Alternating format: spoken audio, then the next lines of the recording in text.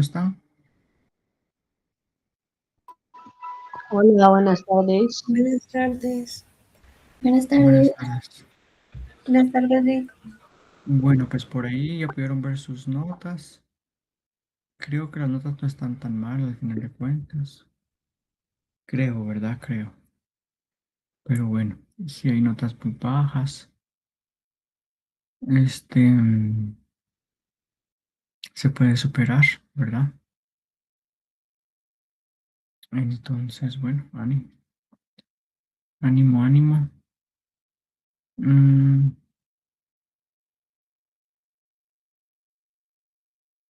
¿Qué les iba a decir?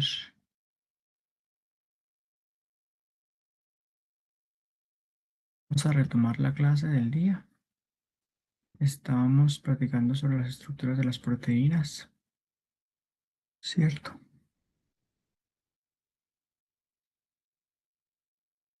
A ver, ¿a qué se refiere con la visión?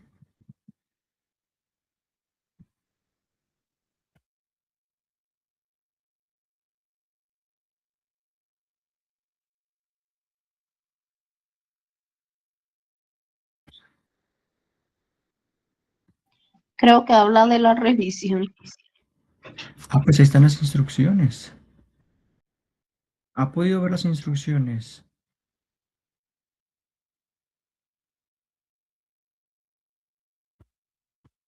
Ay, ve, no puedo cambiar esto.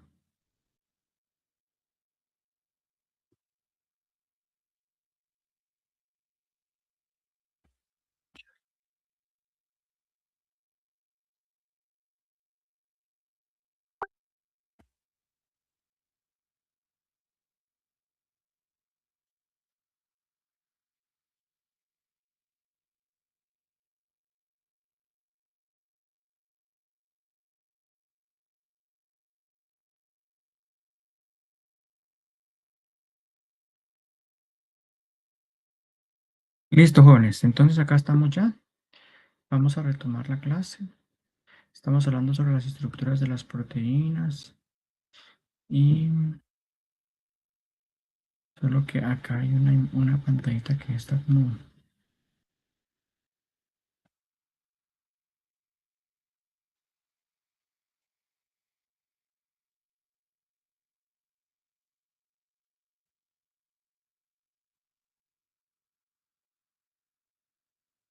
Entonces, estamos hablando sobre las estructuras de las proteínas. Ayer estábamos platicando un poquito de las estructuras de la estructura secundaria, ¿verdad? Habíamos mencionado un poco de que estas van a interactuar como a cada 3 o 4 aminoácidos contiguos, ¿cierto? Y bueno, aquí vemos que entonces el aminoácido 2, el aminoácido 3 y el 6 son como del mismo grupo. Aquí el 1 y el 4 tienen una interacción, ¿verdad? A pesar que se encuentran a una distancia relativamente determinada, ¿verdad? O sea, no están contiguos, pero sí se encuentran como a cada tanto, ¿verdad? Entonces, eso es como lo que tenemos que ver, ¿verdad? Bueno, habíamos mencionado de que de todos los aminoácidos, los que menos pueden formar estructuras en hélice alfa son la prolina y la glicina, ¿cierto? Y también hablamos un poquito de la formación de un dipolo neto que se encuentran en las proteínas. Vean, hay algunas proteínas que se encuentran a lo largo o a través de la membrana plasmática. Entonces, hay proteínas que, por ejemplo, su amino terminal se encuentra en la cara intracelular. Y a veces el extremo carboxilo se encuentra en la cara extracelular, ¿verdad? Pero entonces, estas cargas tienen también propiedades específicas, ¿verdad? En las proteínas. A veces pueden provocar una determinada rigidez en la proteína, ¿verdad? Y le confiere algunas propiedades de protección o algo así a, a las células en donde se encuentra, ¿verdad? Entonces, bueno, vamos a ver ahora la estructura secundaria, que es la lámina beta. Esta estructura está, puedes tener conformación un poquito más extendida, ¿verdad? En forma de zigzag. Algo muy importante de la estructura alfa, vamos a recordar, es de que todos los ángulos de torsión están a menos 57 grados y a menos 47 grados. Algo muy importante, menos 57 y 47, porque, a ver, este es un ángulo recto de 90 grados, ¿cierto? Este sería uno de 45, no, perdón. bueno, el de 45 estaría acá, ¿cierto? Es este, ya sea para acá o para acá. Entonces, cuando hablamos de negativo, quiere decir de que son como 45 por acá, ¿verdad? Y así también son como 45 de aquí para acá, ¿cierto? Aquí está como, sería como la flechita. Bueno, ¿por qué se los pongo así? Porque entonces, este ángulo que es de 45, este es un ángulo de menos 47, o sea, es casi como esto.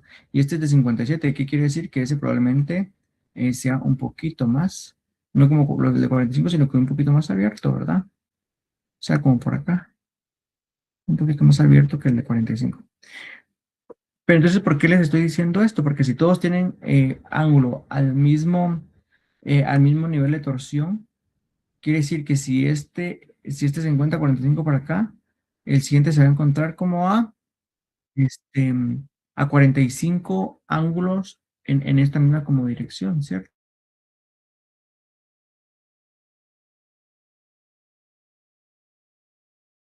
A menos 57. Entonces, van como cerrando el ángulo como por acá, el otro sería como por acá, ¿cierto? El otro sería como por acá. Es decir, por eso es que van como en zigzag, ¿cierto?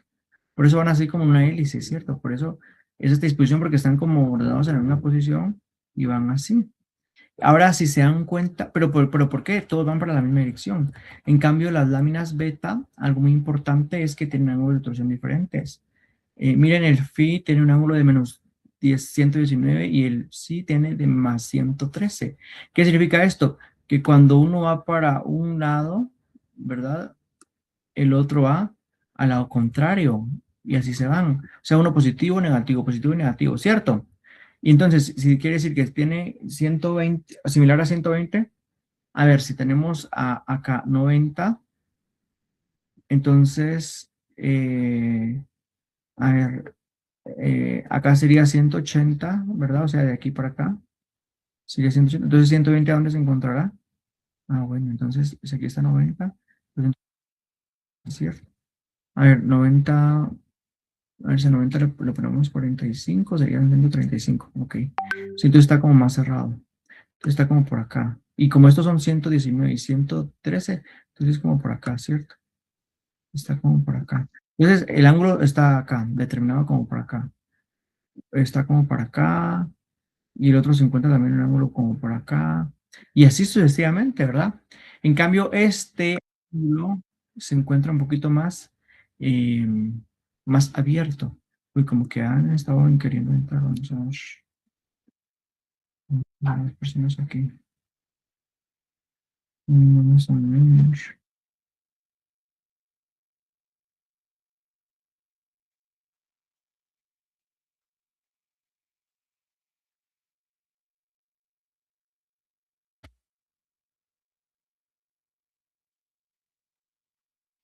Bueno, entonces vean. Entonces, esto es como una idea general para que ustedes vayan como asimilando cómo es que funcionan estos ángulos, ¿cierto? Entonces, esta conformación es un poquito más extendida en forma de zigzag, uno para un lado, otro para otro, otro para un lado, otro para el otro. Y también se dice que hay hebras que forman, o las hebras beta pueden formar láminas beta, es decir, varias hojas beta pueden formar una lámina beta, ¿sí? Un poquito más extendida. Vamos a ver la imagen ahorita en un ratito. Los grupos R en este caso dice que sobresalen dando lugar a patrones alternantes, es decir, en un lugar está el grupo R, del otro lado está arriba y así. Pa, pa, pa. La longitud normalmente de las hebras es de 6 residuos, es de que forman 6, la hoja B forma, o 6 residuos de aminoácidos están así, o sea, 1, 2, 3, 4. Bueno, pues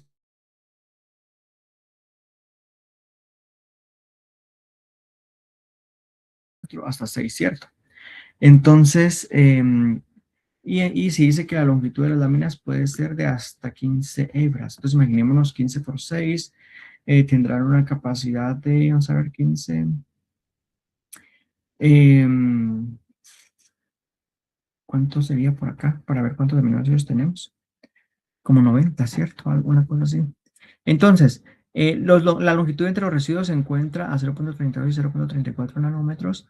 Y se dice que las láminas pues pueden estar dispuestas de forma paralela, ¿verdad?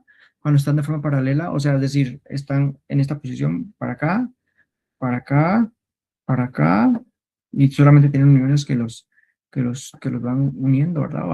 O otros aminoácidos que los van como uniendo, pero también puede ser antiparalela.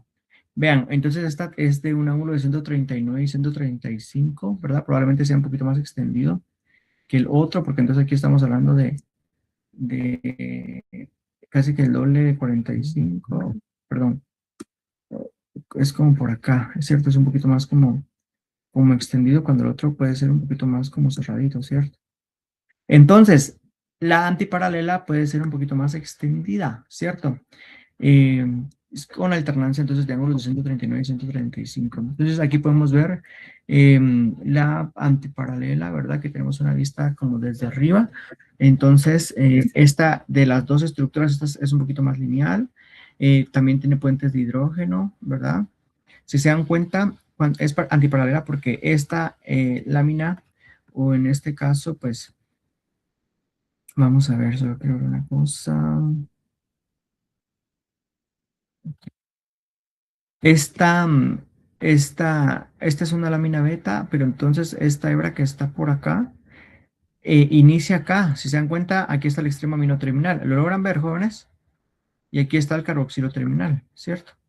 Aquí está el carboxilo terminal y aquí está el amino terminal. Entonces, esta va para acá, ¿verdad? Y después de que está por acá, esta va para allá, en esta otra posición, ¿cierto? Y esta va para acá también, ¿cierto? Y acá es como va terminando. Estos pueden estar emparentados o unidos acá covalentemente, ¿verdad? O puede que haya una cadena acá que forme otras estructuras y que después venga para acá, ¿cierto? Igual acá, ¿verdad? Entonces, por aquí puede ser. Pero aquí forman una lámina beta. Entonces, algo muy importante, ¿verdad? Esta pues tiene puentes de hidrógeno también aquí, miren. Aquí el grupo carbonilo pues forma un puente de hidrógeno con el hidrógeno de un amino. Aquí también.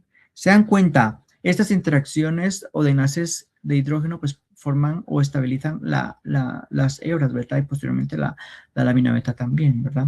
Entonces aquí podemos ver un ángulo determinado, ¿verdad? Lo que les estaba yo mostrando hace un ratito, ¿verdad? Un ángulo como por acá, otro por acá, en forma de zigzag. Y bueno, esta es la antiparalela, ¿cierto? Los ángulos, o miren, lo que les decía acá en otros momentos, que eso está formando un plano recto, ¿cierto?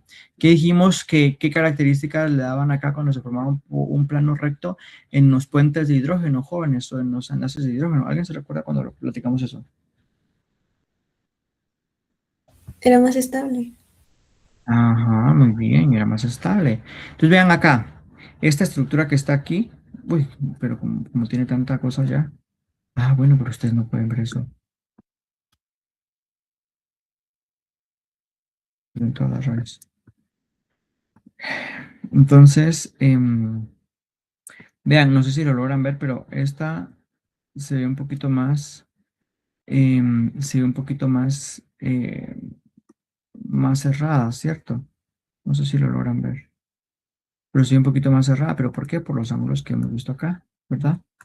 De 119 y 113, la paralela. Y esta que es un poquito más abierta, 139 y 145. Entonces vean, otra característica acá, aquí también, bueno, aquí está el grupo amino, ¿verdad? El extremo amino, esta va en dirección por acá, ¿verdad? Por eso es paralela. Pero ¿por qué es paralela? Porque el siguiente amino está acá también, ¿cierto? Y va en esta dirección, ¿verdad? Y el siguiente amino también va en esta dirección, ¿verdad? Entonces, ¿qué quiere decir eso? Que una vez terminada esta acá, pues la estructura puede venir, ¿verdad? Y continuar acá, ¿verdad? Su unión covalente. Igual con esta de acá, pues puede estar acá, ¿verdad? Y pues continuar acá su unión covalente, ¿verdad? Si ese fuera el caso. Entonces, vamos a borrar un poquito esto. Vamos a borrar esto también. Bueno, vamos a sacar con esto y esto también se lo voy a borrar. A ver aquí.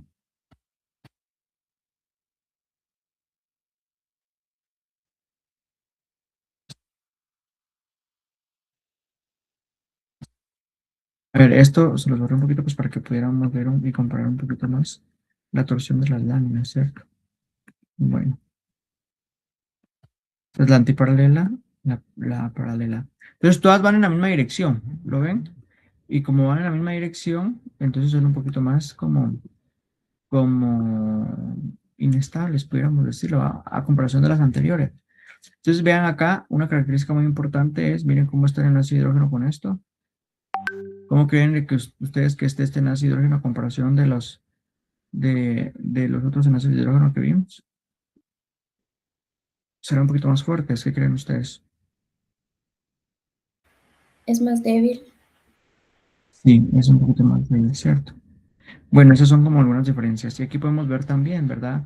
Esta sería la paralela, la última que acabamos de ver, y esta sería la antiparalela, ¿cierto? Entonces aquí está, aquí empieza, y aquí podemos ver también los puentes de hidrógeno, pues un poquito más rectos, ¿verdad? Que la otra. Entonces, mucho ojo con esto, ¿verdad? Entonces estaba para acá, estaba para allá, ¿verdad? Y estaba de nuevo para allá, ¿cierto? Entonces es un poquito más estable y el ángulo de torsión pues sería como un poquito más largo a comparación de la otra, un poquito más abierto. Bueno, vamos a ver también de que hay otros tipos de estructuras secundarias que son las asas y los giros, que normalmente son los que van a causar cambios de direcciones o intercambio entre hélices alfa y hebras beta, ¿verdad? Y que normalmente, pues aquí es donde hay rizos y vueltas, ¿verdad? Como que hay algún cambio de disposición de la estructura, ¿verdad? Y estos entonces también disponen de puentes de hidrógeno internos, ¿verdad? O sea, internos que están entre sí. Entonces, yo no sé si lo hemos visto. Bueno, no los hemos visto, sino que hay también, estos también tienen una disposición, tienen algunos aminoácidos que están presentes predilectamente en estos, ¿verdad? Como antes habíamos visto, las láminas, las hélices alfa, normalmente no tenían mucho contenido de glicina y prolina. ¿Por qué? Porque normalmente donde hay glicina y prolina es donde hay un giro beta, ¿verdad? Entonces, de hecho, que hay dos tipos de giros, ¿verdad? Aquí tenemos el giro tipo beta, ¿cierto? Y aquí tenemos el giro beta tipo 1 y aquí tenemos el giro beta tipo 2. Una característica de ambos es que ambos tienen sí o sí uno de estos residuos de aminoácidos, ¿verdad? Específicamente, para el giro tipo 1 va a tener una prolina en el residuo aminoácido número 2, ¿verdad? Entonces aquí tenemos el primer residuo aminoácido, aquí tenemos el extremo amino terminal, ¿verdad? O sea, más que el amino terminal, pues aquí viene la unión, ¿verdad? Aquí viene como la cadena polipeptídica, viene acá, aquí pasa, viene por todo esto y aquí pues continúa la cadena, la hebra, ¿verdad? Pues entonces, primero está un aminoácido, puede ser X, aquí está la prolina, ¿verdad? La prolina pues que es un poquito rígida, va a causar un ángulo de torsión determinado pues por el ciclo, ¿verdad? Y acá tenemos un aminoácido 3 que podría ser cualquiera, y aquí tenemos un aminoácido 4 que podría ser cualquiera también, pero lo importante es la presencia en este caso de la prolina acá, ¿cierto? Que está presente, por ejemplo, en muchas proteínas. Y aquí tenemos el giro tipo 2, ¿verdad? Tenemos el giro tipo 2, en donde acá tenemos también que son 4 aminoácidos que están formando la unión, ¿verdad? O que están formando este giro. Algo importante entonces es que acá es la glicina la que está formando parte de este giro y específicamente está en la posición del aminoácido número 3, ¿verdad? Y así como la otra también, aquí viene la cadena polipeptídica, ¿verdad? Y aquí pues continúa la cadena polipeptídica para donde continúa la proteína, ¿cierto? Entonces, algo importante que acá hay interacciones covalentes. Por ejemplo, este carbonilo, este cuerpo cetónico, o sí, carbonilo, o este ceto que está acá, está formando un puente de hidrógeno con el hidrógeno del aminoácido número 4, ¿cierto? Es decir, el carboxilo número 1 está formando un puente de hidrógeno con un hidrógeno del aminoácido 4. Y acá también podemos ver que el carboxilo está conformando o está formando un puente de hidrógeno también con uno de los aminos, ¿verdad? Este pareciera que fuera un poquito más estable, pues por la disposición que al menos se ve desde esta posición, pero bueno, no necesariamente, ¿verdad? Entonces, Y lo que les estaba yo comentando, ¿verdad? El carboxilo aminoácido número 1 con el amino del aminoácido 4, pues es que estamos hablando de una estructura por allí. Entonces, estas asas están compuestas por más de 4 residuos de aminoácidos normalmente, ¿verdad? Y que permiten cambiar la orientación hacia cualquier dirección. Entonces viene una hélice alfa por acá, de repente aquí tenemos el giro, pum, y luego ya tenemos otros, ¿verdad? Otros residuos de aminoácidos que pueden estar en una disposición secundaria pues particular. Entonces, aquí tenemos una tabla comparativa donde tenemos todos los aminoácidos, ¿verdad? Y el porcentaje en el que se encuentran presentes en el tipo y tipo de estructura secundaria que pueden formar, ¿verdad? Aquí tenemos entonces los aminoácidos que están predominantemente presentes en la hélice alfa, y aquí podemos ver a la prolina y a la glicina, ¿cierto? Que son los que menos se pueden ver en este tipo de posiciones, en este tipo de estructuras. Acá tenemos los girobeta, vean, acá los girobeta que más aminoácidos, la presencia de los aminoácidos que están presentes en los girobetas, pues son igual, ¿verdad? La proteína y la glicina. Y aquí también sobresale la serina, sobresale un poquito también este otro aminoácido que es la arginina, y este otro aminoácido también, ¿verdad? Que es el aspartato y así sucesivamente, ¿cierto? Y aquí tenemos los aminoácidos que conforman las conformaciones beta. Y acá los que más van a predominar son como la isoleucina y la valina, ¿cierto? Aquí hay otros que también figuran, como la tirosina, ¿verdad? Entre otros. Entonces, la característica más importante es que en las hélices alfa, los que menos están presentes son la proteína y glicina, y en los giros beta, pues son los que más están presentes, ¿cierto? Entonces, bueno, acá tenemos que, bueno, estas estructuras secundarias, pues se pueden repetir dependiendo del tipo de proteína que se están formando, ¿verdad? Hemos de decir que las proteínas, por su estructura tridimensional que forman, pueden tener dos tipos, dos formas de proteínas, ¿verdad? Hay proteínas globulares y hay proteínas fibrosas. Las proteínas globulares, pues normalmente son esféricas, hidrosolubles, compactas. El interior de las proteínas globulares normalmente es hidrofóbico, ¿pero por qué? Porque la parte de la superficie o de lo que cubre la proteína es hidrofílico, y eso le permite como estar disuelta, ¿cierto? Entonces, hay agentes dinámicos pues, normalmente pues son como agentes dinámicos de acción biológica, que significa que las globulares pues tienen múltiples funciones y que pueden como cambiar un poquito de conformación, ¿verdad? Y también contienen varios tipos de estructuras secundarias, ¿verdad? Oiga, varios tipos de estructuras secundarias, es decir, pueden tener hélices alfa, como lo que estamos viendo en estos colochitos, también puede tener láminas u hojas beta, ¿verdad? Y giros, ¿verdad? Entonces, esto es como importante, ¿verdad? Por otro lado, tenemos las proteínas fibrosas. Estas son otro tipo de proteínas que parte de estructuras celulares y extracelulares, y pues se ensamblan en grandes cables, ¿verdad? Se ensamblan en grandes cables o hebras. Pero acá la característica de estas proteínas fibrosas es de que se va a repetir un tipo de estructura secundaria, es decir, esta.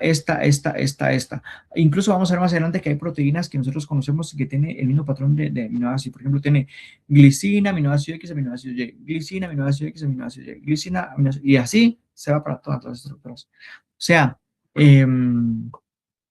normalmente pues tiene un tipo determinado y un tipo pues, determinado de estructuras, ¿verdad? Y que se está repitiendo constantemente. Bueno, acá tenemos la estructura secundaria. Solo permítanme un momento.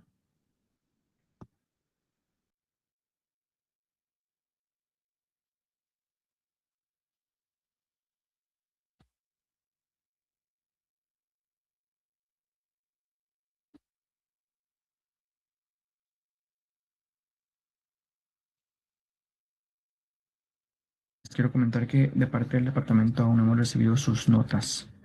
Yo creo que por eso no se han... Bueno, en esta ocasión pues yo les publiqué notas para todos. Sin embargo, pues si no tenemos, por ejemplo, o sea, pues la conformación de que todos cumplen, pues bueno, o sea, yo para mañana, pues yo esperaría tener un listado como un poquito más definitivo, pero eh, para cuando ya tenga listado, pues ya solamente vamos a ir publicando las notas de los que sí verdaderamente cumplen, ¿verdad? Todo lo que estén asignados y todo eso. Pero bueno, solo eso les quiero comentar, ¿verdad? Bueno, porque justo estoy como recibiendo un poquito de información de eso, ¿verdad? Pero bueno, vamos a poner esto en silencio y así ya no me distraigo. Y perdonen ustedes por acá.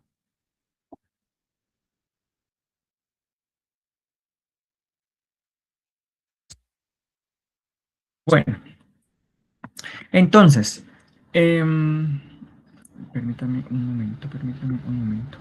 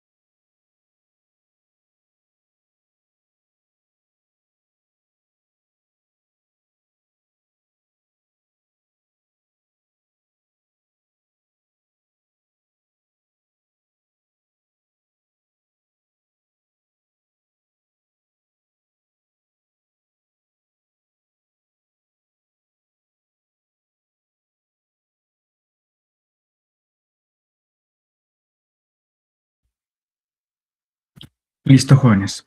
Perdonen ustedes esta pausa. Bueno, entonces, sí. Entonces, jóvenes, las proteínas globulares, eh, yo les he platicado un momento en algunas ocasiones de que las proteínas globulares son las que normalmente están cambiando de cierta disposición, se encuentran como hidrosolubles, ¿verdad? En la parte interna tienen una región apolar, ¿verdad?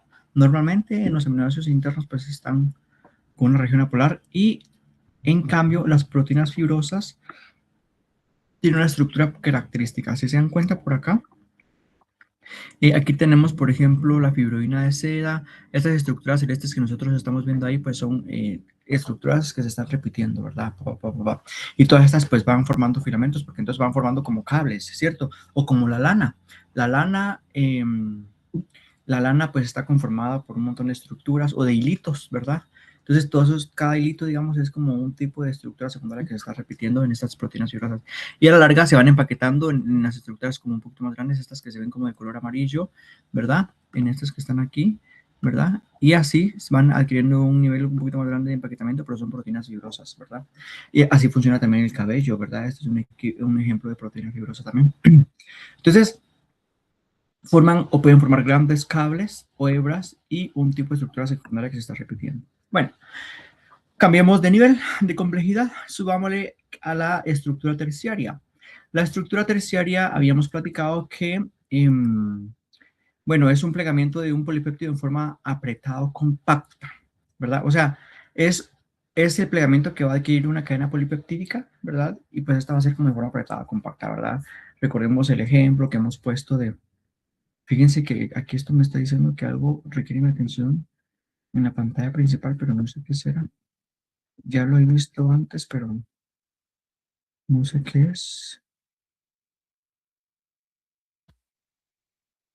Quiere entrar. Mm,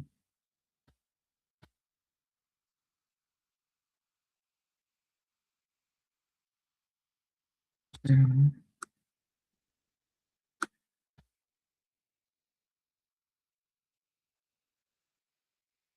estamos.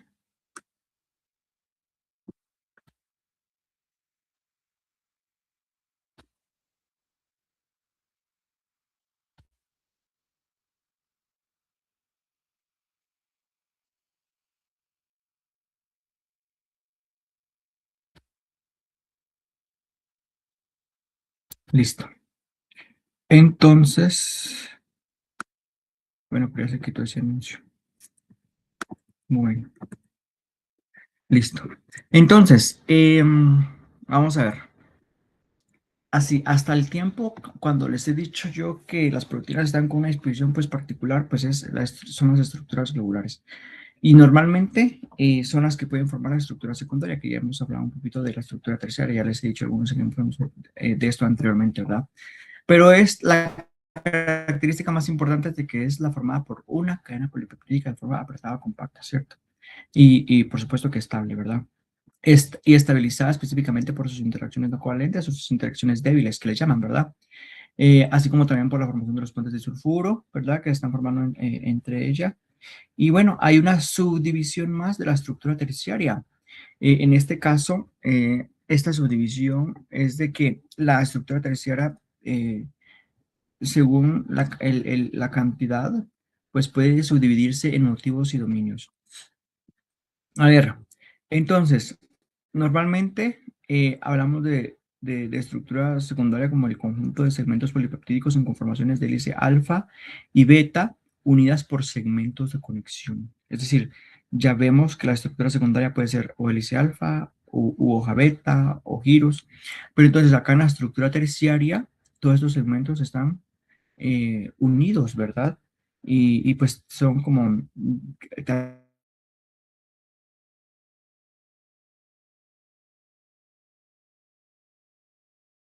los de los residuos de aminoácidos que se encuentran adyacentes en un segmento polipeptídico.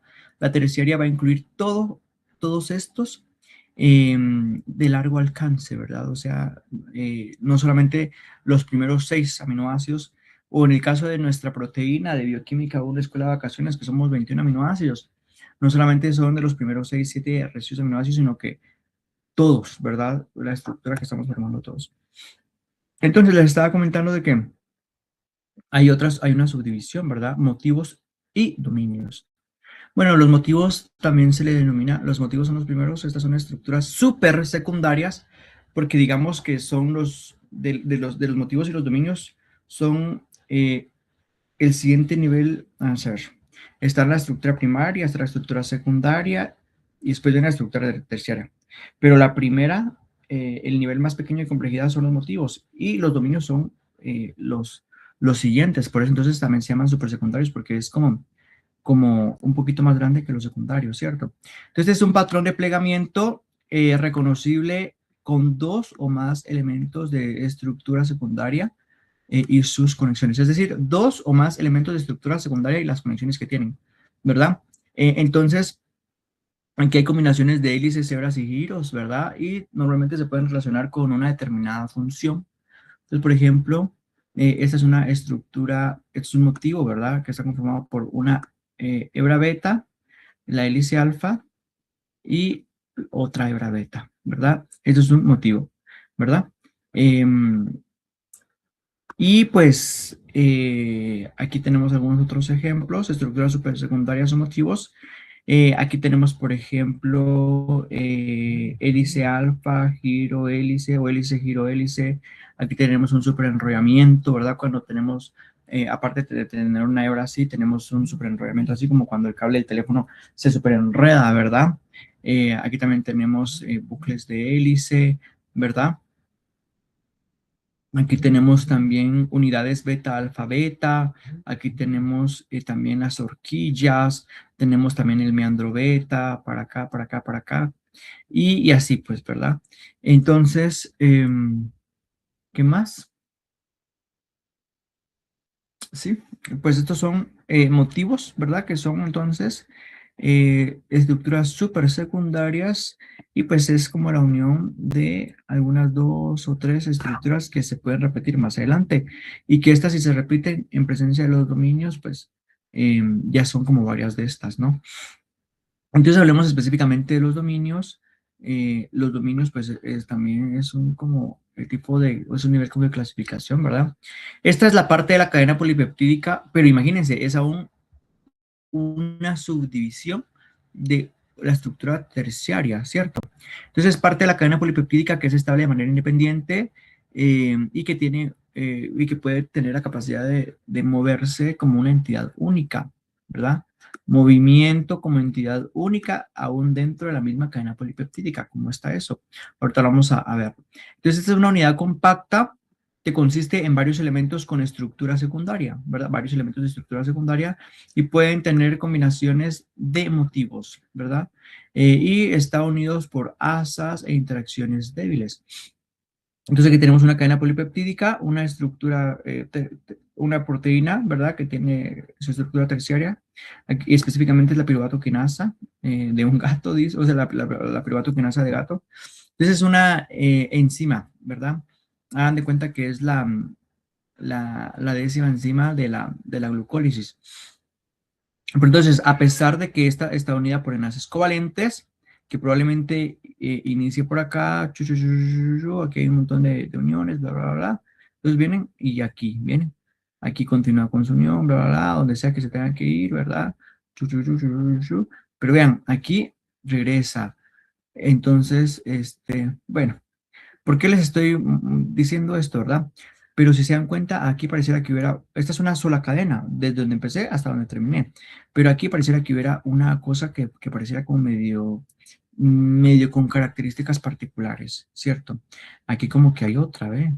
Aquí como que hay otra, ¿verdad? Que tenga como estructuras y características particulares, y aquí hay otra. O sea, como que tiene tres lugarcitos, ¿verdad?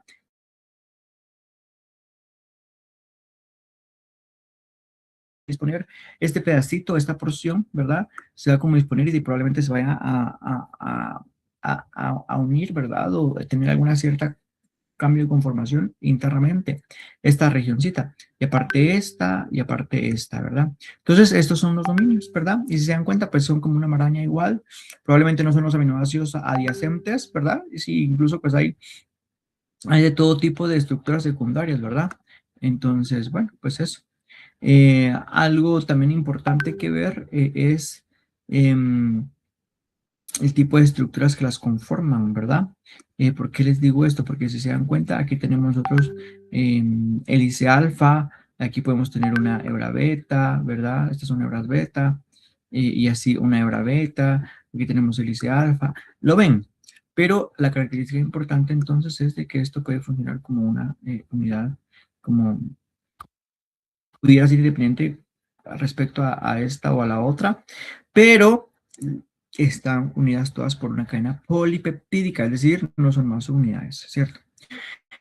Entonces, dice que algunas cadenas polipeptídicas pueden tener, o sea, algunas cadenas polipeptídicas pueden tener dos o más dominios, ¿verdad? Lo que les estaba comentando. Y estos nosotros normalmente los pudiéramos denominar como que si fueran lóbulos distintos, ¿cierto? Entonces, eso, ¿verdad? Como el hígado, que por ejemplo tiene un lóbulo más pequeño que el otro, ¿verdad? Pues bueno, por decirles algo. Pues. Entonces aquí tenemos una comparación de los motivos y los dominios. Entonces los motivos ya hemos mencionado que son repeticiones de estructuras secundarias, ¿cierto? Vean acá, esta beta, alfa, beta. Pero esta está presente en esta estructura, ¿cierto? Pero esta se va a repetir, entonces está acá, y aquí tenemos la siguiente, ¿verdad? Aquí tenemos la siguiente, y que puede entonces repetirse, ¿verdad? A lo largo de la estructura. Entonces, este es un dominio, ¿verdad? Y este es un motivo que diré, y este es un dominio, ¿cierto? Bueno, veamos entonces, aquí tenemos entonces el ejemplo de algunas proteínas y sus estructuras secundarias, ¿verdad? Que la conforman. Aquí tenemos, miren, la albúmina. Esa pregunta casi no me la respondieron todos. Algunos sí, pero no todos. Pero la ceroalbúmina es una proteína muy importante que se sintetiza en el hígado y que es la que le da el efecto osmótico al plasma y lo que permite que tanto en el plasma como adentro de la célula haya como una similitud en la osmolaridad o en la cantidad de solutos. Entonces, si se dan cuenta, la albúmina es una proteína de todo alfa, que significa que todo alfa, toda la estructura es alfa. Tiene alfa y tiene algunos giros, ¿cierto? Pero de ahí, o sea, es todo alfa. Porque los giros normalmente son conexiones, ¿cierto? Aquí tenemos otra proteína que nosotros la denominamos como la UDP N-acetilglucosamina acetiltransferasa, ¿cierto? Es de Escherichia coli, y vean la estructura es secundaria, la que se repite es B. Todo beta, beta, beta y los giros que conectan, ¿cierto? Entonces es la organización entonces de las proteínas basadas en motivos, ¿verdad? Y pues que posteriormente pues ya pueden formar dominios, ¿verdad? Pero bueno, aquí tenemos otros ejemplos. Aquí tenemos la alcohol deshidrogenasa, presente también en los humanos. Ya hemos hablado un poquito de esto, medio se los he mencionado alguna vez. Entonces aquí tenemos una relación equimolar de alfa, beta, ¿cierto? Entonces tenemos aquí alfa, beta, etcétera, etcétera. Aquí tenemos otra proteína. Si se dan cuenta, ¿cuál es la que predomina acá? Tenemos poquito alfa y la que predomina es beta, ¿cierto? Entonces, esta sería una proteína fluorescente verde, ¿verdad? Presente ay, ¿cómo se llaman estas estructuras de mar? En las medusas, ¿verdad? Bueno, aquí tenemos otros ejemplos, ¿verdad? Que pueden formar bueno, estructuras secundarias, ¿verdad? En las proteínas. Aquí tenemos incluso el barril beta, ¿verdad? Cuando por medio de las estructuras betas pues están conformando un barril particular, ¿verdad? Aquí tenemos unas de hélice, pero es beta hélice, ¿cierto? Porque pareciera entonces que están unidas acá, ¿verdad? Vamos a ver, empezamos aquí. Eh,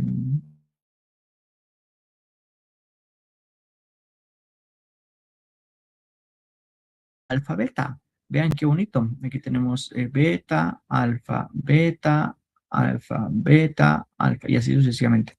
Miren, estructuras con bellas, ¿cierto? Pues miren, confirmamos un poquito lo que habíamos visto antes, ¿verdad? La naturaleza es perfecta, ¿cierto? Nosotros, ¿verdad? Estamos porque funcionamos y pues nuestros genes, nuestras proteínas, pues funcionan y permiten nuestra supervivencia. Bueno, aquí tenemos entonces la estructura cuaternaria, ¿verdad? Este es un nivel adicional de organización, ¿verdad? Y se refiere a la organización y el ordenamiento de las unidades u oligómeros. Y pues están, esto, pues las uniones pues está por interacciones débiles no covalentes. A ver, le voy a preguntar a Jacqueline. Jacqueline, ¿cuál es la diferencia principal entre la estructura terciaria y cuaternaria? Ya sea de lo que está aquí o de lo que nosotros hemos platicado antes. ¿Cuál es una diferencia muy importante o principal entre estas dos?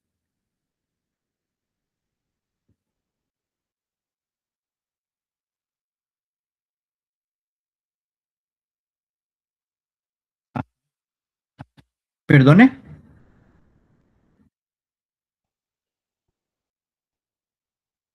El número de cadenas. A ver, muy bien, cuénteme, ¿cuál es esa diferencia? El número de cadenas, ¿cómo así?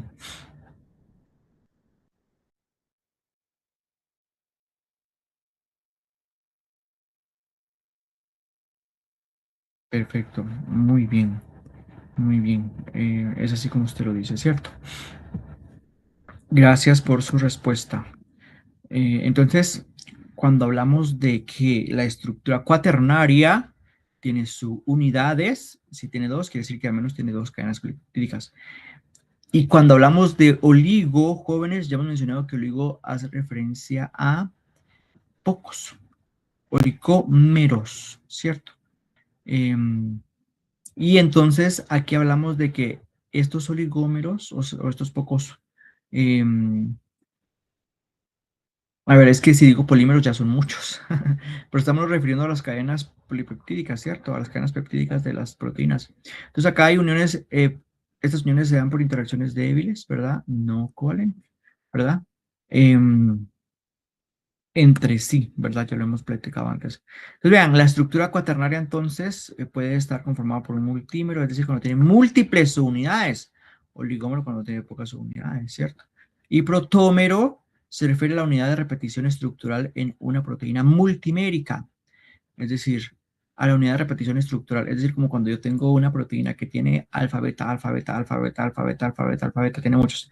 Entonces, ¿cuál es el protómero que se repite? Alfa y beta, o sea que son como, es la unidad de las múltiples unidades que se están repitiendo. Entonces, pues, por ejemplo, si yo hablo de la hemoglobina, yo digo, ¿cuál es el protómero de la hemoglobina? O sea, ¿cuál es como la unidad es como la unidad de repetición estructural? Ah, bueno, alfa, beta, ¿verdad? ¿Por qué? Porque si sabemos que tiene cuatro, las otras también son, es beta alfa, ¿cierto? Bueno, beta alfa, pero es porque son ¿cierto? Pero es la misma esta, es la misma que esta, ¿cierto? Entonces, pues eso, ¿verdad, jóvenes? Y bueno, oligómeros pues son pocas y multímeros pues son muchas. Hay un complejo, está el complejo, un complejo enzimático. Bueno, cuando hablamos de un complejo enzimático estamos hablando de que una proteína tiene, uy, tiene capacidad bueno, en el caso de un complejo multienzimático que es el complejo PDH, el complejo piruvato deshidrogenasa. Miren, es cuando se llama complejo es porque es grandísimo y tiene la capacidad de catalizar eh, hasta 5 reacciones. Entonces está conformado por 3 enzimas, pero durante las 3 enzimas tiene la capacidad de transformar 15 reacciones y está conformado por múltiples subunidades, ¿cierto? Entonces lo van a ver ustedes en Bioquímica 2. Primero Dios les va muy bien en este curso y ganan. Y pues bueno, se preparan para la Bioquí 2 en el segundo semestre, pues qué alegría. Entonces, ¿para qué adoptar un nivel más complejo de organización? ¿Verdad? En el caso de las proteínas, bueno, pues por estabilidad, pues el que haya una estructura cuaternaria puede dar una estabilidad, por ejemplo, a la hemoglobina.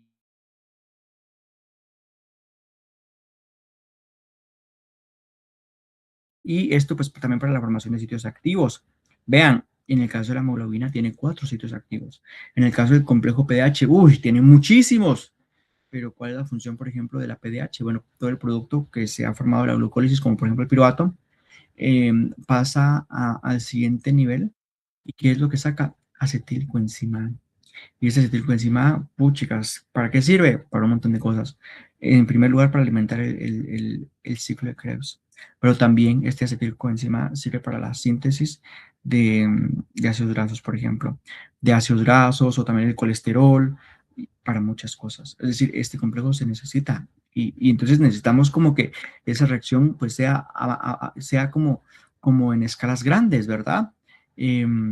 Para poder canalizar como varias rutas metabólicas. Entonces, bueno, si quieren, apréndanse un poquito y investiguen qué es el complejo piruvato deshidrogenasa, ahí se lo dejo, sí. Investiguen qué es el complejo piruvato deshidrogenasa, qué enzimas tiene, qué reacciones cataliza. Eh, a ver, algo de lo que estamos viendo ahorita, cuántos oligómeros tiene o cuántas cadenas polipeptídicas tiene, cuántos genes se requieren para su síntesis. A ver, investiguen un poquito su estructura, ya sea que la dibujen así de forma general o una imagen que la saquen y que la recorten y la peguen en su tareita, o sea, como para que vean muy bien, ¿verdad? Entonces, bueno, así de forma general, pues para que tengan una probadita de la BioQ2. Bueno, entonces, aquí tenemos también, porque a veces cuando tenemos 2 unidades, también se puede regular. Vean, jóvenes, hay proteínas que también van a ver en bioquímica 2 en donde hay 2 unidades, por ejemplo. Hay 2 unidades de una proteína. Por ejemplo, un ejemplo de estas, pues puede ser, por ejemplo, la PK.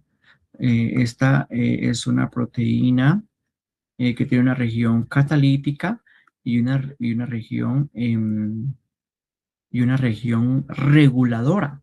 Entonces, digamos que la región reguladora es esta, ¿verdad? Y la región catalítica es la de arriba. Entonces, esta lo que va a hacer es provocar cambios conformacionales, por ejemplo, para que ésta pueda estar activa, ¿verdad? Em, ¿Verdad? Pero en algunas ocasiones también la puede inhibir, ¿cierto? Entonces, también sirve para la regulación.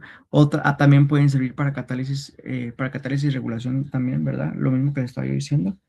Em, Aparte, pues tienen una amplitud de funciones definidas, ¿verdad? Bueno, muchísimas. Bueno, acá entonces tenemos a la hemoglobina. La hemoglobina pues está conformada por un tetrámero porque específicamente son 4 unidades las que la conforman. Y aparte pues, a ver, pensemos. Decimos que la hemoglobina es un tetrámero, pero aparte también decimos de que es un dímero de protómero alfa beta. ¿Por qué, jóvenes? Porque es un dímero de protómero alfa beta. Dijimos que era un protómero. Porque son dos alfa y dos beta, ¿no?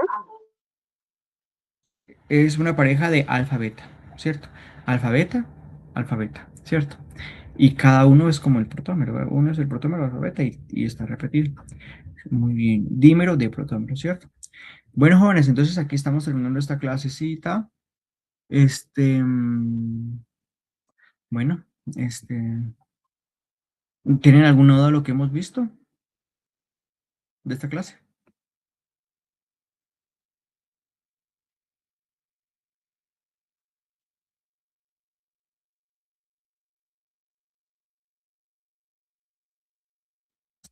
¿Dudas?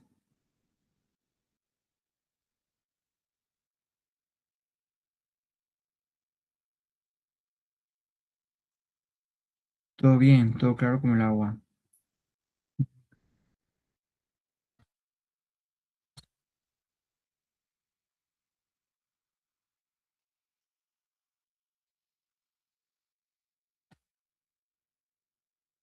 Vamos entonces a la siguiente clase.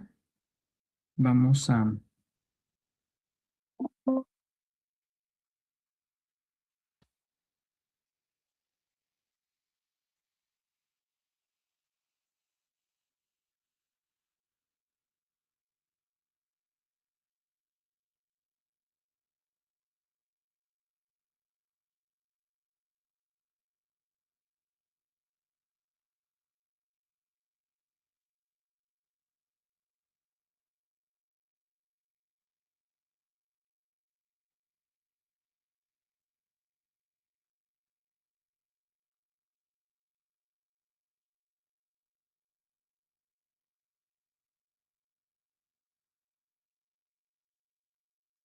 Bueno, listo, pues jóvenes. Acá tenemos la clase de las funciones de las proteínas, ¿verdad? Aquí vamos a ver, vamos a ir complementando lo que hemos estado viendo, ¿verdad? Aparte de las estructuras cuaternarias, terciarias y cuaternarias, pues acá ya estamos viendo cómo estas proteínas pues, van a tener una determinada actividad, ¿verdad? Y qué tipos de funciones pues pueden tener. Aquí tenemos el ejemplo, a ver, permítanme.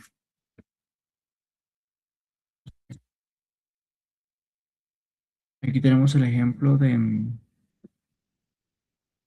tres tipos de proteínas, ¿verdad? Esto es la hemoglobina, que hemos repetido hasta el cansancio. Jóvenes, por ejemplo, si en algún momento se les pregunta a ver cuántas unidades tiene la hemoglobina, por favor, las hemos repetido desde el primer día de clases, creo yo.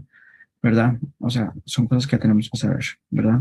Esta es una proteína globular, esta sería una proteína fibrosa, y habíamos dicho que cuál es la característica de las proteínas fibrosas, pues bueno, estas son músculos, ¿verdad? El músculo, miren qué cantidad de fibras musculares hay acá, esta es una, aquí hay un montón de fibras que se unen y esto pues forma otros niveles de complejidad más grandes y así sucesivamente, ¿verdad?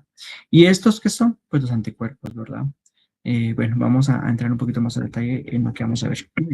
Jóvenes, entonces las funciones de las proteínas pueden implicar la unión reversible de otras moléculas. A estas otras moléculas que se unen a las proteínas nosotros las llamamos ligando. El ligando es una molécula unida de manera reversible a una proteína. Vea, unida de forma reversible. ¿Qué significa eso? Que se puede unir y que se puede disociar, ¿cierto? Entonces estas interacciones permiten responder al organismo de manera más rápida y reversible en un medio ambiente cambiante y dependiendo de las circunstancias metabólicas. ¿Qué significa esto? Que, que cuando el ambiente puede cambiar, ¿verdad? El ambiente, la disponibilidad de nutrientes, el pH, podemos como que se una a un ligando que se pueda disociar a un determinado ligando. Incluso la concentración del mismo ligando pues puede afectar y favorecer o desfavorecer la unión del ligando específico. Pero a veces la concentración de una molécula pues puede favorecer la unión de un ligando particular que no es la misma molécula, ¿cierto? Como lo que sucede, por ejemplo, con la concentración de ATP o AMP con algunas enzimas, ¿verdad? Y de esta forma pues se pueden regular. Ojo, spoiler también de lo que vamos a ver en enzimas. Entonces, normalmente el lugar a donde se une el ligando se conoce como sitio de fijación, que es normalmente complementario en tamaño, forma, carga y carácter hidrofóbico o hidrofílico a la proteína en cuestión, ¿cierto? Es como que si en el caso, por ejemplo, de que estemos hablando del tipo de proteína enzima, la enzima pues tiene su sitio activo, ¿verdad? Y tiene su cofactor o en todo caso su sustrato. Pero en este caso, para las otras proteínas que no son enzimáticas, pues lo que se le une pues es su ligando, ¿verdad? Y normalmente donde se une este ligando es su sitio de fijación, ¿verdad?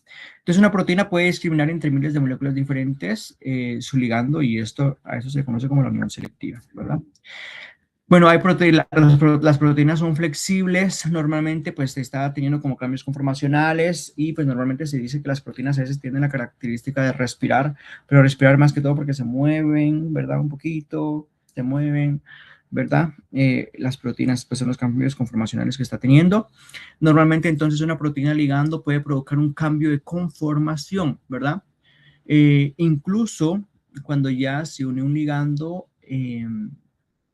este puede provocar un cambio conformacional que provoca que la unión con el ligando y la proteína sea más fuerte.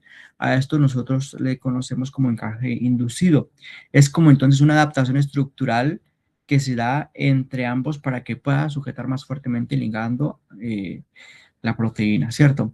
Entonces, y cuando hablamos de una proteína cuaternaria que está conformada por múltiples subunidades y que unen todas a un determinado ligando, también se dice que cuando una proteína une un ligando particular, puede cambiar la conformación provocado por este encaje inducido, y este encaje inducido en una subunidad puede favorecer que las otras subunidades unan también al ligando particular, ¿cierto? Eh, a ver, voy a preguntar acá. Eh,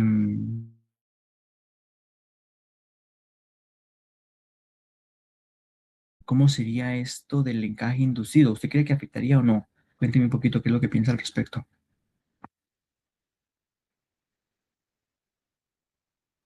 Carla, ¿está ahí?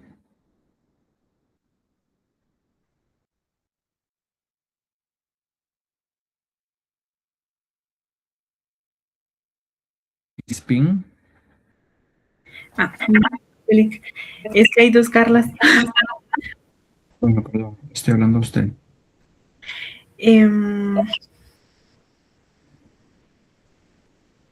La hemoglobina. Creo que sí podría afectarlo. ¿Y Sí, cómo sería esto? A ver. Ujú.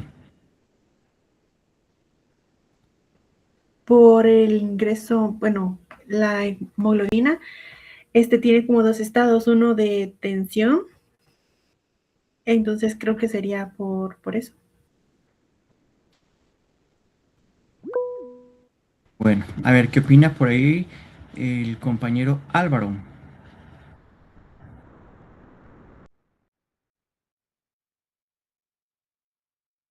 ¿Está por ahí, Álvaro? Sí, pero la verdad es que no estoy muy seguro si afectaría o no. Pero en el caso de que se afecte, ¿cuál sería el ligando de la hemoglobina? ¿O cuál?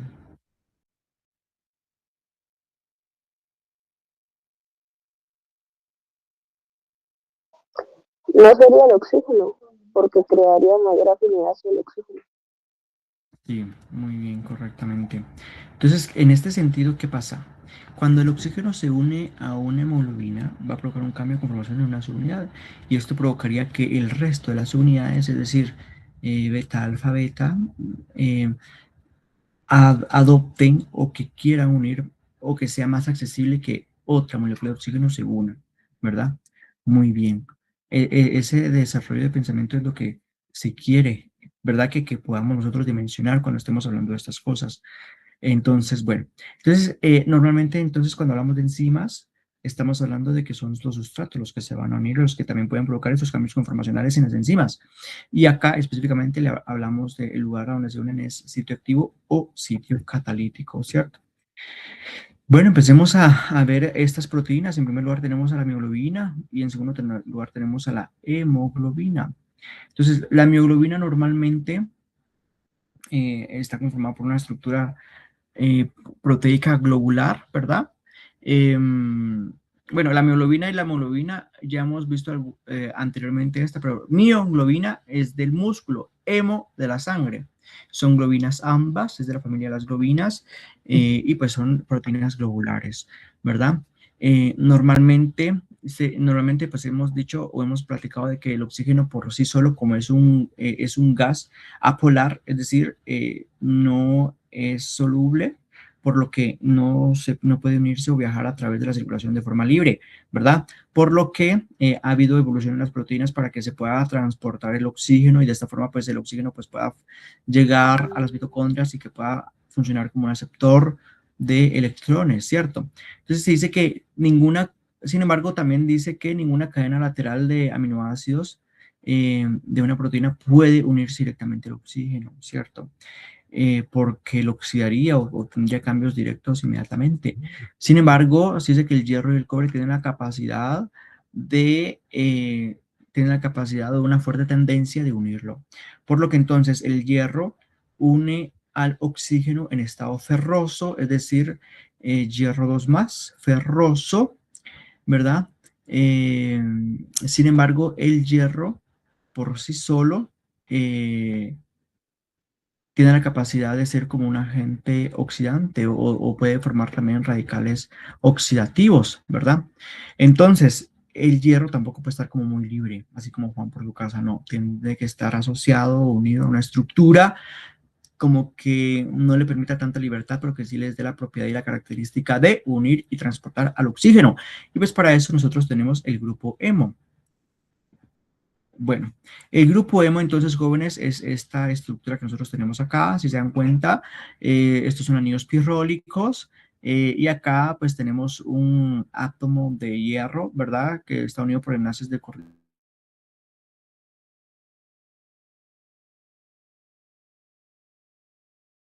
del hierro. De un lado, el hierro está unido a una histidina y al otro lado, pues, tiene la capacidad de unir al oxígeno, ¿cierto? Entonces, normalmente el grupo hemo puede funcionar como un grupo prostético para la hemoglobina.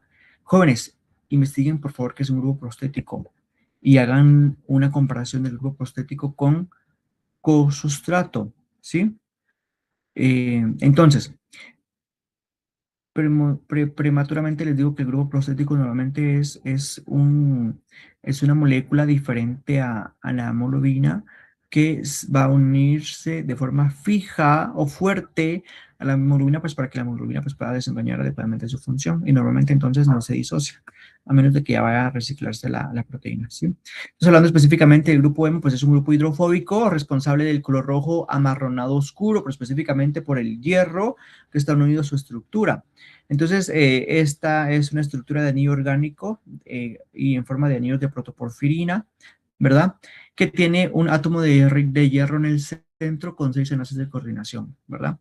Los 4 anillos pirólicos de la protoporfirina 9 están unidos por puentes de meteno, es decir, estos dobles enlaces que nosotros tenemos acá, ¿verdad? Que pueden formar estas estructuras, ¿verdad?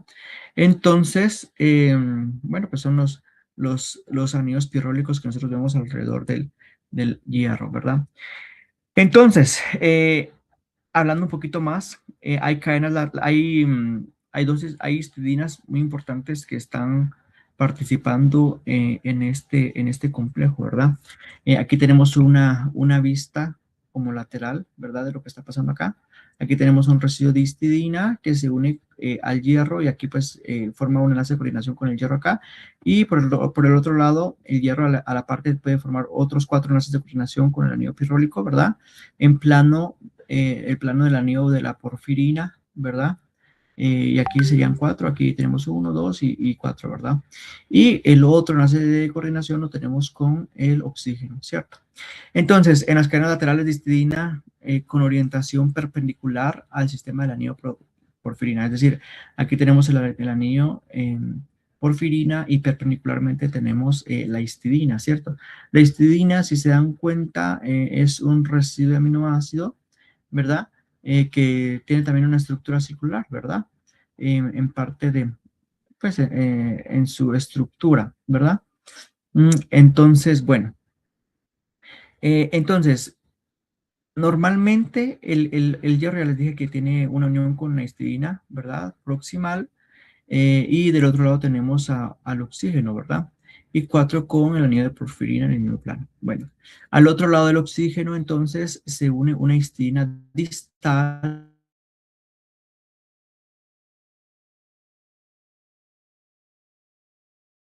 Es decir, aquí hay otra histidina, ¿verdad? Que tiene o que forma alguna restricción para para que no cualquier molécula o cualquier gas se pueda unir en esta posición, ¿cierto? Entonces, bueno, se dice que las propiedades electrónicas del hierro en el hemo pueden cambiar cuando se une un oxígeno y puede provocar un cambio en la coloración, ¿verdad? Normalmente entonces se dice que la unión del oxígeno se puede dar al hierro, los más, ¿verdad? Y acá podría haber un estado o un cambio de estado de oxidación a un hierro 3 más, ¿verdad? Que puede ser irreversible. Entonces, mucho cuidado porque hay algunas uniones que se pueden dar y que pueden ser como patológicas, ¿verdad? Pero bueno, entonces, normalmente jóvenes, por ser este espacio relativamente como pequeño para el oxígeno, hay otros gases que pudieran venir y adherirse acá, que puede ser como muy patológico, ¿verdad? Entonces, hay moléculas como por ejemplo el monóxido de carbono o, ay, averígüenme el nombre de este gas, por favor, jóvenes. No sé si sería el óxido nítrido, el, el monóxido de nitrógeno. Bueno, ahorita no recuerdo el nombre de este gas, pero nosotros en algún momento cuando estemos expuestos al monóxido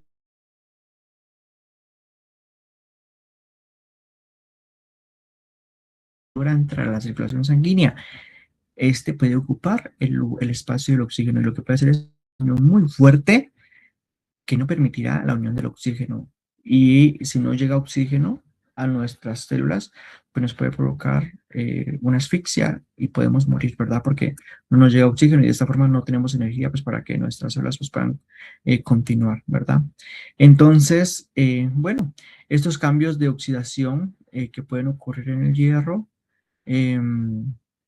pues normalmente pues nosotros lo podemos ver así, ¿verdad? O que normalmente se refleja en la coloración de las venas y en las arterias, que a veces se dice que las arterias tienen una coloración un poquito más rojiza y pues porque tienen el oxígeno unido a así, ¿verdad? Y pues aquí tenemos nosotros la sangre venosa que normalmente ya se ha entregado el oxígeno, entonces el dióxido de, perdón, el hierro, pues, o la formación del hemo, pues tiene una coloración un poquito más morada o azul, ¿verdad? No sé si lo pudieron ver en la práctica de laboratorio, creo que antes se hacía y se trataba como de diferenciar un poquito esta vista, ¿sí? Y bueno, yo no sé si ustedes tienen como venas visibles, pero normalmente las venas nosotros las vemos como de un color verde, ¿verdad?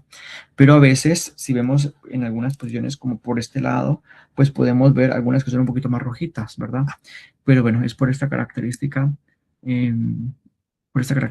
de la diferencia en la coloración en el hierro, ¿cierto? Por las propiedades electrónicas que pueden cambiar de color. Entonces, por favor, investiguemos cómo se llaman a la hemoglobina cuando tiene el oxígeno unido, así como cuando tiene el dióxido de carbono unido, así como también cuando tiene el monóxido de carbono unido.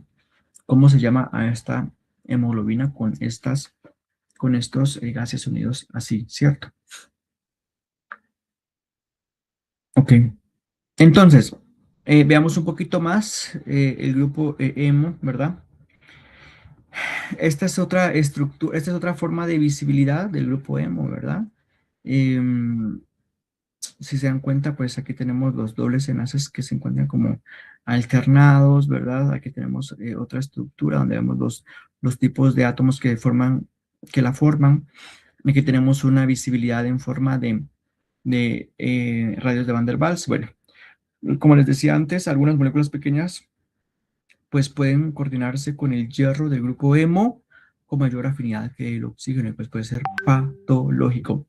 Incluso jóvenes, hay un recuadro 5.1 que podemos revisar. Vamos a corroborar de que esto sea así. Bueno, que nosotros podemos, de hecho que, vamos a ver.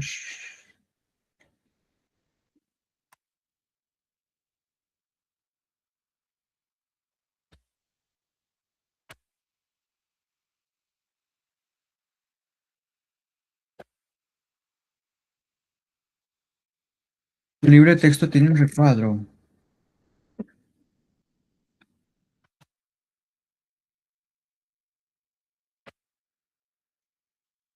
Para que esta versión ya no lo tiene.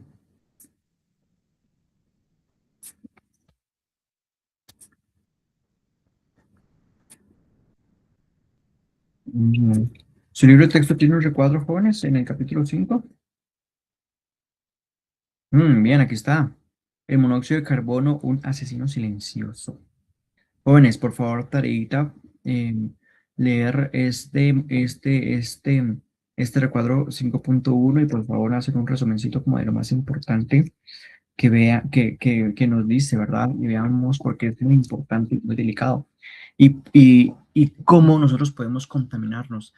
Jóvenes, una experiencia no mía, pero sí de una familia muy cercana eh, de una familia que viajaba al interior del país y en una de esas pues se encontraban por el altiplano, entonces pues por tierra fría, eh, con vidrios cerrados, 4 niños en la parte de atrás y la pareja adelante.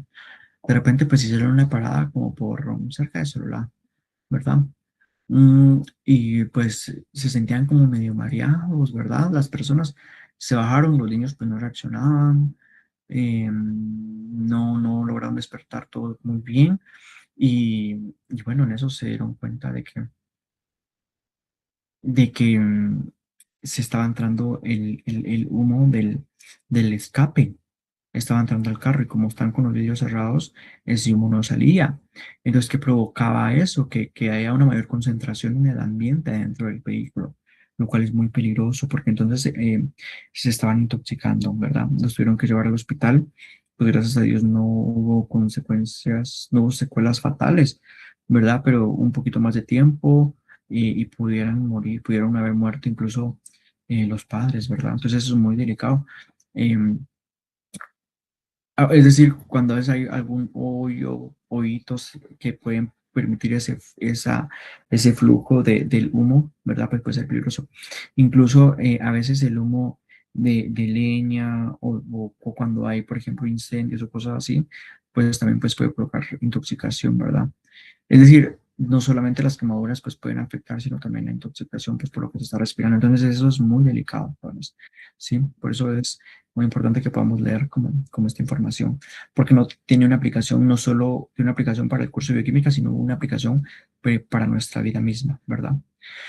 Bueno, jóvenes, entonces, entre las familias de las globinas, aquí tenemos algunas, ¿verdad? Que tienen la capacidad de unirse al oxígeno. Aquí tenemos la hemoglobina, que ya hemos platicado, y vamos a profundizar un poquito más en ella. Aquí tenemos la mioglobina, y aquí tenemos también la citoglobulina.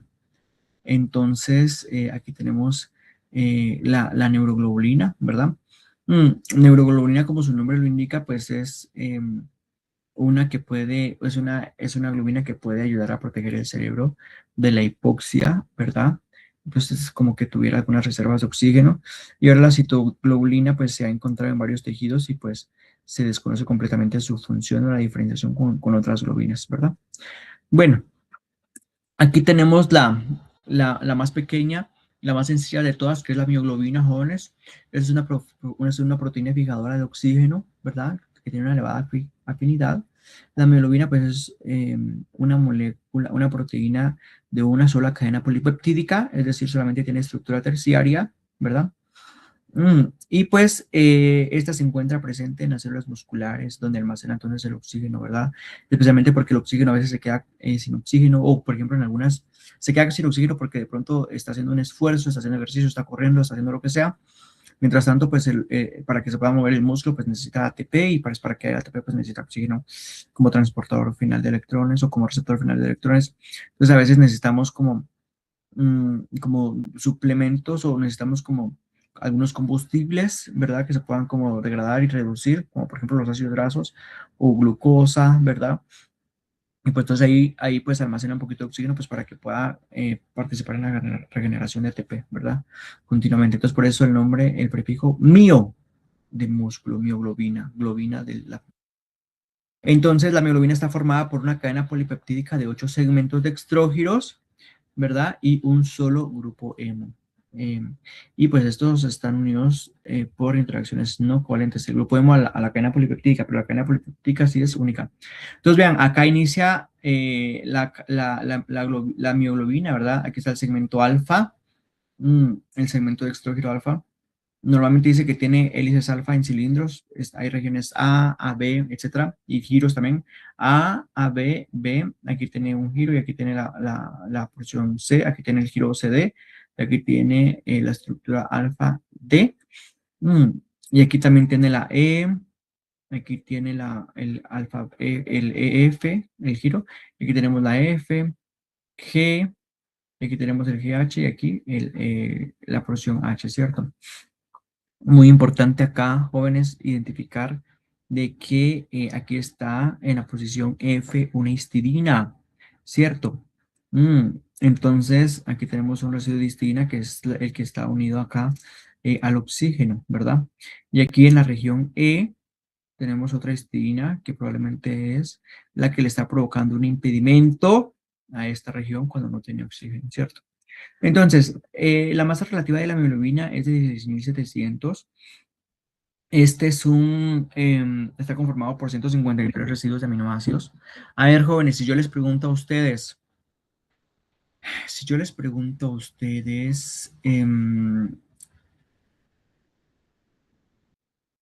calculemos la cantidad de residuos de aminoácidos a partir de la masa relativa de la hemoglobina, ¿cómo lo calculan? ¿Quién me dice qué, cómo? Dividiéndolo entre 110, la masa molecular. A ver, dividas 16.700 en 110. ¿Cuánto le da?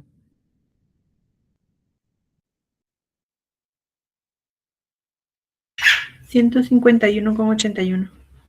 Muy cercano al 153, ¿cierto? Muchas gracias. Entonces así se puede como estimar la cantidad de residuos de aminoácidos que tiene. Bueno, jóvenes, entonces aparte, hemos mencionado que el residuo de histina está coordinado en la posición 93, veámoslo acá. Em, bueno, aquí no nos especifica cuál posición es cuál. Pero entonces en la histina F8, el octavo residuo de la hélice alfa B, mm, aquí está, ajá, sí, aquí es donde está la coordinación FB entonces aquí tenemos EF, aquí tenemos EF y aquí en el octavo residuo de este cilindro F es que nosotros tenemos la histidina y que es donde está formando el enlace de coordinación acá. Mm, Entonces, bueno. Bueno, aparte, jóvenes, tenemos, bueno, este es como un recordatorio, ¿verdad?